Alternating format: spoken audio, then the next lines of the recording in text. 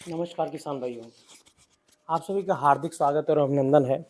आज के इस वीडियो में आज जो हम वीडियो बना रहे हैं वो वीडियो हम दो फसलों पे आपके जो फूड मैनेजमेंट है या न्यूट्रिशन मैनेजमेंट पे बना रहे हैं कि अब हमें क्या करना चाहिए। सबसे बड़ा सवाल है ये किसान भाइयों के बीच में कि अब हमें क्या करना चाहिए। जैसे सबसे पहली फसल जो कि लगभग आज 50 से 55 दिन की हो चुकी है, 60 दिन की हो चुकी है। कुछ लोगों की फसलें गभोट अवस्था में आ चुकी हैं, उसमें गोब आ चुकी है। तो ऐसी कंडीशन पे अब उनको लगता है कि हमें क्या करना चाहिए। वो फसल कौन सी है? वो फसल है गेहूं की फसल। तो गेहूं में हमें क्या करना चाहिए। और दूसरी जो फसल है जिस पे हमें बात करनी है, जिन लोगों ने अगेती भिंडी की बुआई करी है, वो एच 597 या फिर नामधारी सीड्स की सोनम गोल्ड या राधिका नव्या, इन बीजों की जिन्होंने अर्ली सोइंग करी है, उनको अब क्या करना चाहिए। ठीक है, तो हम इस पे आज बात करने वाले हैं कि अब हम क्या करें। ठीक है, ज़्यादातर लोग इसको आपसी में, आपस किसान में, भाईचारे में ये बात पूछते हैं कि हमें क्या डालना चाहिए। कई बार कुछ अच्छे किसान हैं जो आपको सटीक जानकारी देंगे, वही जानकारी देते हैं जो वो अपने खेतों में डालते हैं। बाकी कुछ किसान चतुराई दिखाते हैं, थोड़ा अपने आप को चालाक दिखाते हैं और वो आपको उन प्रोडक्टों के बारे में नहीं बताते हैं। तो चलिए आज हम कुछ ऐसे ही प्रोडक्ट आप लोग के सामने रिवील करने वाले हैं कि अब हमें क्या करना चाहिए। तो चलिए इस वीडियो की शुरुआत करते हैं कि गेहूँ और भिंडी, अर्ली सोइंग वाली भिंडी ओकरा में हमें क्या करना चाहिए। तो दोस्तों, जैसा कि आप सभी जानते हैं कि हमारी गेहूं की जो फसल है वो करीब अब जो है 55 से 60 दिन की हो चुकी है। 55 से 60 दिन की अवस्था में हमें जो है अब फसल में ऐसा क्या डालना चाहिए कि हमारी फसल का उत्पादन अच्छा आवे। कुछ लोगों के यहाँ दिक्कत ये देखने में आ रही है कि गेहूं की बढ़वार रुक गई है। टेम्परेचर ऊपर नीचे होने की वजह से उसमें उतना अच्छा उत्पादन, उतना अच्छा कलों का विकास नहीं हो पाया है। लेकिन उनके गेहूं की ग्रोथ भी रुक गई है उसके साथ साथ। तो चलिए सबसे पहले हम बात करते हैं गेहूं की। गेहूं में हमें क्या करना चाहिए। तो सबसे पहले जिनकी 50-55 दिन की अवस्था हो चुकी है या जिनके में गोभ आ रही है, उनको अपनी तीसरी सिंचाई कर देनी चाहिए। तीसरी सिंचाई करने से क्या होगा कि जो हमारी गोब, जो हमारे गेहूं के अंदर जो गर्भ बन रहा है, उसमें जो बालियां आएंगी वो लंबी आएंगी। साथ ही जो न्यूट्रिशन मैनेजमेंट हम बताने जा रहे हैं उनका अवशोषण बहुत अच्छे तरीके से होने वाला है। लेकिन उसके लिए नमी होना बहुत ज़रूरी है। इसलिए अगर खेतों में नमी लोगों के यहाँ चली गई है तो कृपया आप खेतों की पहला काम सिंचाई करें। और सिंचाई करने के बाद उसमें हमें अब डालना क्या है, उसमें हमें अब फोलियर स्प्रे देना है। अगर जिन लोगों ने अपना सारा फर्टिलाइज़र जो मैनेजमेंट है, फर्टिलाइज़र की रिकमेंडेड डोजेस दे चुके हैं, तो अब हमें उसमें करना क्या है, फोलियर स्प्रे करना है। अब फोलियर स्प्रे हमें करना किस चीज़ का है? फोलियर स्प्रे हमें करना है 05234 का। एनपीके आता है 05234, उसका हमें फोलियर स्प्रे करना है। साथ ही उसमें हमें ऐड करना है बोरान का। बोरान ऐड करने से क्या होता है कि जो हमारे दाने का भराव होता है वो बहुत अच्छा आता है, दानों की चमक बहुत अच्छी आती है और ग्रेन्स की सेटिंग जो है वो बहुत खूबसूरत होती है, पहिया कम पड़ता है, इसे गेहूं का मारा जाना ये बहुत कम होता है। साथ ही 05234 जिसमें नाइट्रोजन 0%, 52% फास्फोरस और पोटास जो है 34% होता है।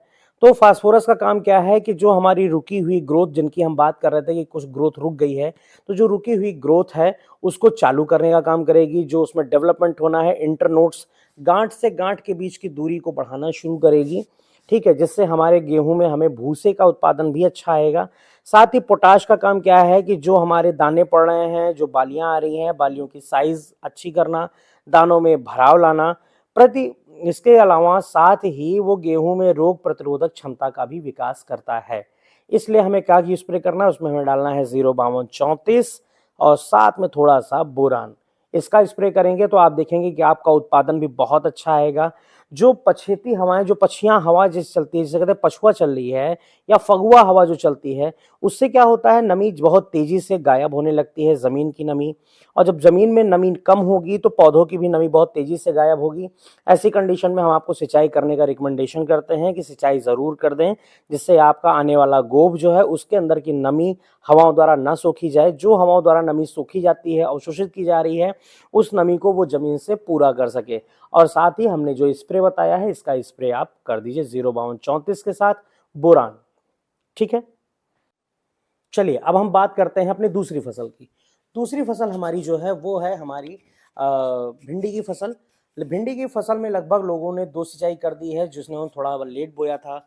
जो 15 जनवरी 18 जनवरी के बीच में जिन लोगों ने सोइंग कर ली है, उन लोगों को भिंडी की फसल में क्या करना चाहिए। सबसे पहले जब हमारी भिंडी जर्मिनेट होती है तो उसमें ज़्यादातर हमें देखने को मिलता है पत्तियों का पीलापन। ऐसी कंडीशन में क्या होता है, पत्तियां सही से फोटोसिंथेसिस या प्रकाश संश्लेषण नहीं कर पाती हैं, और जब प्रकाश संश्लेषण अच्छे से नहीं कर पाती हैं, इससे क्या होता है कि हमारी भिंडी का ओकरा का जो विकास है वो उतनी अच्छे तरीके से नहीं होता है। ऐसी कंडीशन में उन्हें प्रारंभिक रूप से हमें क्या देना चाहिए, क्योंकि उन पौधों में अभी बहुत ज़्यादा जड़ों का विकास नहीं हुआ है, इसलिए जड़ का विकास ना होने की वजह से जो अगर आप सॉलिड रूप में जो खाद देते हैं, डीएपी जैसे डाई बोलते हैं, डाया बोलते हैं, पोटाश है, यूरिया है, अगर इसका मिक्सचर आप जड़ों में देते हैं तो प्रॉपर रूप से अवशोषित नहीं हो पाता है। इसलिए एक कम्बिनेशन आप लोग को देना है, जिसमें आपको कार्बेंडाजिम मैंकोजेब का आप स्प्रे कर सकते हैं। जैसे कि प्रोडक्ट अगर मैं रिकमेंड करूं तो आप साफिलाइज़र का यूज़ कर सकते हैं, यूपीएल कंपनी का आता है। स्प्रिंट का यूज़ कर सकते हैं, निकल जिसे आप इंट्राकाल के नाम से जानते हैं, इसका आप यूज़ कर सकते हैं। फंजीसाइड एक देना है हमें हल्का सा, और साथ ही उसके साथ हमें देना है 19-19-19 या 20-20-20। ये जो दोनों कम्बिनेशन है 18-18-18, तीनों कम्बिनेशन में जो भी कम्बिनेशन आपके नज़दीक में उपलब्ध हो उसको आपको उसमें देनी है। 100 ग्राम पर टैंक पर 15 लीटर वाटर के लिए आपको, एक 15 लीटर के टैंक के लिए, या 20 और 22 लीटर के भी टैंक आते हैं, इसलिए मैं साफ साफ मेंशन कर देता हूँ। 15 लीटर वाटर के लिए आपको 100 ग्राम 19-19-19 का स्प्रे करना है। इससे क्या होगा कि नाइट्रोजन, फास्फोरस और पोटाश, ये तीनों चीज़ें आपके पौधों को प्रॉपर रूप में मिल जाएंगी, वाटर सॉल्युबल ग्रेड में मिल जाएंगी। इससे क्या होगा, जो नाइट्रोजन होगी वो पौधे का विकास का काम करेगी, फास्फोरस जो होगा वो जड़ों का विकास करेगा, जड़ों जो सेकेंडरी रूट्स हैं, प्राइमरी रूट्स हैं, दोनों का डेवलपमेंट करेगा। पोटास क्या होगा, पोटास आपके पौधों में रोग प्रतिरोधक क्षमता बढ़ाएगा। साथ ही शुरू से जो पौधे की स्टोरेज है, जो ज़मीन के अंदर आपने उसको स्टोरेज दी हुई है, जो भी डीएपी या फिर जो भी न्यूट्रिशंस आपने बेसल डोज में उसमें दिया हुआ है, उसका स्टोरेज को बचा कर रखेगा। जो आप फोडियर लेवल पे जो चीज़ें देंगे उसका उपयोग करके आपका पौधा बहुत ही अच्छा विकास करेगा। साथ ही जैसे मैंने फंजीसाइड आपको बताया, कार्बेंडाजिम मैंकोजेब, चाहे वो साफ आप ले सकते हैं, साफिलाइज़र ले सकते हैं, इंट्राकाल ले सकते हैं, साथ ही आप स्प्रिंट का भी प्रयोग कर सकते हैं। इन चारों पांचों में से आप कोई भी प्रोडक्ट आप यूज़ कर सकते हैं। और इसी के साथ साथ अब आप देखेंगे जिन लोगों ने सिंचाई का लेवल प्रॉपर मेंटेन नहीं किया है अपनी भिंडी में, ज़्यादा सिंचाई कर दी है, पानी ज़्यादा लग गया है, तो उनकी जड़ों में आपको रॉटिंग दिखना शुरू हो जाती है, सड़न दिखना शुरू हो जाती है, जड़ें काली पड़ती मिल रही है आपको, पौधे ऊपर से सूखने लग जाते हैं।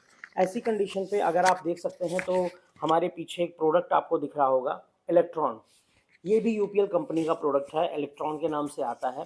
आप इसका भी प्रयोग कर सकते हैं। ड्रिंच किया जाना है, अगर जिनकी भिंडी सूखने लग जाए वो इसकी ड्रिंचिंग कर सकते हैं, ठीक है।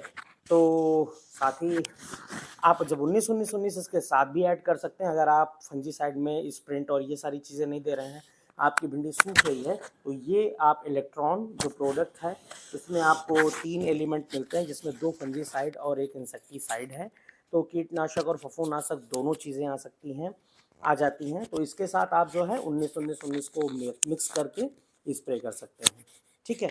और इसके बाद जैसे अगर आप फंजीसाइड ग्रेड जो अपना है स्प्रिंट दे रहे हैं, साफ दे रहे हैं, या एंट्राकॉल दे रहे हैं, या फिर उसके साथ जो है आप साफिलाइज़र दे रहे हैं, और 19-19-19 का जो कम्बिनेशन है उसके साथ आप कोई सा भी कीटनाशक, एक जर्नल कीटनाशक, एमिडाक्लोरपिड या प्रोफेनोसाइपर, क्लोरोसाइपर, इसकी आप मात्रा उसके साथ हल्की सी दे सकते हैं, जिससे कि जो स्टार्टिंग में हमारी नरम कोपलों पे जो कीड़ों का प्रकोप है उससे जो है बचाव हो जाता है और आपकी भिंडी बहुत स्वस्थ निकलती है।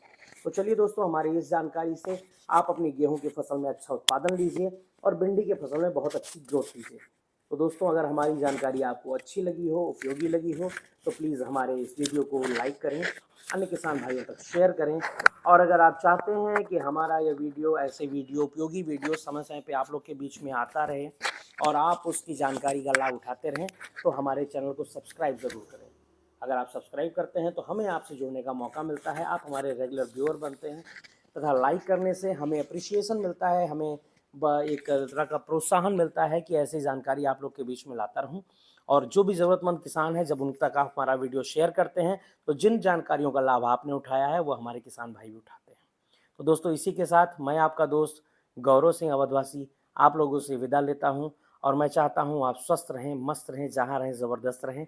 जय जवान जय किसान।